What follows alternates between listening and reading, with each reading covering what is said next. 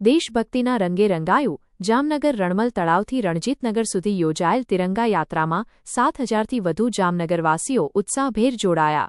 પ્રભારી મંત્રી શ્રી અર્જુનભાઈ મોઢવાડિયાના અધ્યક્ષસ્થાને યોજાયેલી યાત્રામાં વંદે માતરમની ગુંજ સાથે રાષ્ટ્રભક્તિનો માહોલ છવાયો. તિરંગા યાત્રામાં પોલીસ અશ્વદળ, police band, dog squad, army, air force, નેવીના પ્લાટૂન તથા વિવિધ સાંસ્કૃતિક કૃતિઓ બની આકર્ષણનું કેન્દ્ર. તિરંગા યાત્રામાં સાંસદ શ્રી પૂનમબેન માડમ, મેયર શ્રી મોનિકાબેન વ્યાસ, ધારાસભ્ય શ્રી મેઘજીભાઈ ચાવડા તથા દિવ્યેશભાઈ અકબરી, જિલ્લા કલેક્ટર શ્રી પી.બી.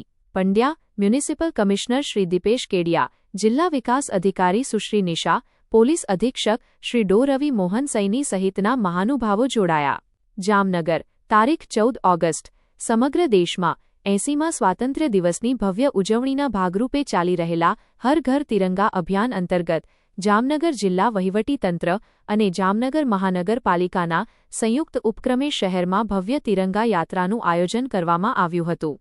રાજ્યના વન અને પર્યાવરણ, ક્લાઇમેટ ચેન્જ તેમજ વિજ્ઞાન અને પ્રૌદ્યોગિકી વિભાગના કેબિનેટ મંત્રી તથા જામનગર જિલ્લાના પ્રભારી મંત્રી શ્રી અર્જુનભાઈ મોઢવાડિયાના અધ્યક્ષસ્થાને યોજાયેલી આ યાત્રામાં 7,000થી વધુ જામનગરવાસીઓએ અભૂતપૂર્વ ઉત્સાહ સાથે જોડાઈ રાષ્ટ્રભક્તિનો અનોખો માહોલ સર્જ્યો હતો.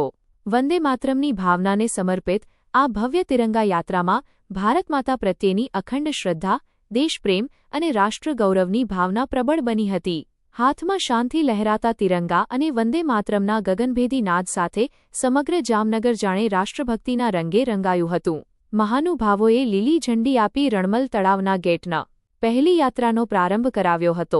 આ પ્રસંગે પોલીસ અશ્વદળ, પોલીસ બેન્ડ, આર્મી, એરફોર્સ અને નેવીના આકર્ષક પ્લાટૂન, ફાયર, હોમગાર્ડ, એનસીસી તેમજ વિદ્યાર્થીઓ અને શિક્ષકો હાથમાં તિરંગો ધારણ કરી ઉત્સાહભેર યાત્રામાં જોડાયા હતા.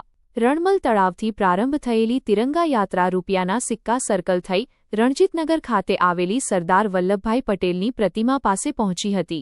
સમગ્ર રૂટ પર વંદે માતરમ, ભારત માતા કી જય અને દેશભક્તિના નાદથી વાતાવરણ ગુંજી ઉઠ્યું હતું. તિરંગાની શાન સાથે આગળ વધતી યાત્રામાં નાના મોટા સૌ કોઈએ રાષ્ટ્રપ્રેમની સામૂહિક અનુભૂતિ કરી હતી. રણજીતનગર ખાતે યાત્રાના સમાપન પ્રસંગે પ્રભારી મંત્રી શ્રી અર્જુનભાઈ મોઢવાડિયા સહિત ઉપસ્થિત મહાનુભાવોએ સરદાર વલ્લભભાઈ પટેલની પ્રતિમાને પુષ્પાંજલિ અર્પણ કરી હતી. તેમજ દેશ માટે બલિદાન આપનારા મહાન સ્વાતંત્ર્ય સેનાનીઓ તથા રાષ્ટ્ર નિર્માતાઓને નમન સાથે ભાવાંજલિ અર્પણ કરાઈ હતી. આ ગૌરવશાળી યાત્રાએ દેશપ્રેમ અને સામાજિક જવાબદારીનો સુંદર સંદેશ પૂરો પાડ્યો હતો. યાત્રાના સમગ્ર રૂટ દરમિયાન રજૂ થયેલા મણિયારો રાસ, પ્રાચીન અને અર્વાચીન ગરબા સહિતની વિવિધ સાંસ્કૃતિક કૃતિઓએ ઉપસ્થિત નગરજનોમાં વિશેષ આકર્ષણ જમાવ્યું હતું. લોક સંસ્કૃતિ, તિરંગાની આન બાન શાન અને વંદે માતરમની રાષ્ટ્રભાવનાના સુભગ સંગમથી સમગ્ર વાતાવરણ ઉત્સવમય બની ગયું હતું. જામનગરમાં યોજાયેલી આ ભવ્ય તિરંગા યાત્રાએ સ્વાતંત્ર્ય પર્વની ઉજવણીને માત્ર એક કાર્યક્રમ પૂરતી સીમિત ન રાખતા તેને જનભાગીદારીના રાષ્ટ્રીય પર્વમાં પરિવર્તિત કરી હતી. વંદે માતરમની ભાવનાથી ઓતપ્રોત 7,000થી વધુ નગરજનોની સહભાગિતાએ જામનગરની રાષ્ટ્રભક્તિ અને એકતાની ભાવનાને ઉજાગર કરી હતી. આ પ્રસંગે સાંસદ શ્રી પૂનમબેન માડમ, મેયર શ્રી મોનિકાબેન વ્યાસ, ડે. મેયર રાકેશ ડેર, સ્ટેન્ડિંગ ચેરમેન ધીરેનભાઈ મોનાણી, શાસક પક્ષ નેતા અમર મોદી, ધારાસભ્ય શ્રી મેઘજીભાઈ ચાવડા તથા દિવ્યેશભાઈ અકબરી, જિલ્લા collector Shri P B. Pandya, municipal commissioner Shri Dipesh Kedia, જિલ્લા વિકાસ અધિકારી સુશ્રી નિશા, પોલીસ અધિક્ષક શ્રી ડોક્ટર રવિ મોહન સૈની, દંડક પ્રવીણાબેન રૂપડિયા, શ્રી બીનાબેન કોઠારી, નિવાસી અધિક કલેક્ટર શ્રી વિમલ ચૌધરી, નાયબ મ્યુનિસિપલ કમિશનર શ્રી ડી.એ. ઝાલા, ગ્રામ વિકાસ એજન્સીના નિયામક શ્રી શારદા કાથડ, શહેર પ્રાંત અધિકારી શ્રી એસ.ડી. બારડ, મહાનગરપાલિકા તથા જિલ્લા વહીવટીતંત્રના ઉચ્ચ અધિકારીઓ, પદાધિકારીઓ, કોર્પોરેટરશ્રીઓ, પોલીસ સુરક્ષા તંત્રના અધિકારીઓ, શિક્ષકો, વિદ્યાર્થીઓ સહિત મોટી સંખ્યામાં જામનગરના નાગરિકો ઉપસ્થિત રહ્યા હતા. યશસ્વી પ્રધાનમંત્રી તરીકે નરેન્દ્રભાઈ આવ્યા પછી સમગ્ર દેશમાં તિરંગા યાત્રાથી માંડીને વંદે માતરમ સુધી અનેક રાષ્ટ્રીય કાર્યક્રમો આપ્યા છે, જેને કારણે દેશનો અબાલવૃદ્ધ સૌ આ રાષ્ટ્રભક્તિ સાથે જોડાયા છે.